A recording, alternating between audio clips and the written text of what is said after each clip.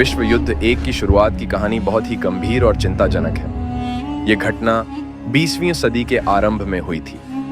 सन 1914 के गर्मियों के महीनों में एक छोटे यूरोपीय देश सर्बिया में एक ऑस्ट्रिया हंगरी राजकुमार फ्रांस फर्डिनेंड का हत्यारा हो गया। इस हत्याकांड ने यूरोप में तनाव को बढ़ा दिया। ऑस्ट्रिया हंगरी ने सर्बिया को दोस्ताना तनाव दिखाया और उससे आत्मसमर्पण की मांग की। सर्बिया ने इस मांग को अस्वीकार कर दिया, जिससे यूरोप में तनाव बढ़ गया। इसके बाद एक श्रृंखला के साथ एक बड़े देश ने दूसरे बड़े देश को समर्थन दिया, जिससे अंततः विश्व युद्ध एक की शुरुआत हुई।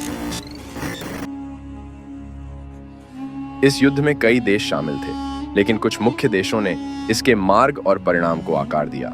आइए जानते हैं प्रथम विश्व युद्ध में शामिल मुख्य देशों के बारे में। केंद्रीय शक्तियों में मुख्य रूप से जर्मनी, ऑस्ट्रिया हंगरी, ऑटोमन साम्राज्य और बुल्गारिया शामिल थे। जर्मनी एक शक्तिशाली और औद्योगिकृत राष्ट्र था और उसकी सैन्य शक्ति अत्यधिक थी। उसका मुख्य सहयोगी ऑस्ट्रिया हंगरी था, जो एक बहुजातीय साम्राज्य था और यूरोप में अपना प्रभुत्व बनाए रखने के लिए संघर्ष कर रहा था। उनके साथ ऑटोमन साम्राज्य भी था, जो अपनी पूर्व महानता और क्षेत्र को पुनः प्राप्त करने की कोशिश कर रहा था।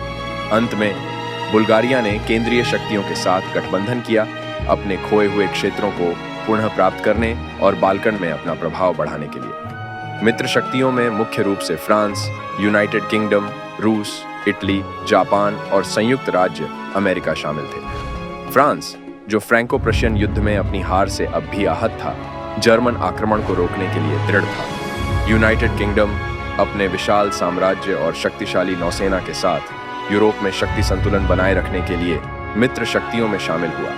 रूस अपने विशाल मानव संसाधन के साथ अपने स्लाविक सहयोगियों का समर्थन करने और बाल्कन में अपना प्रभाव बढ़ाने के लिए युद्ध में शामिल हुआ। इटली, जो शुरुआत में तटस्थ था, 1915 में मित्र शक्तियों में शामिल हुआ।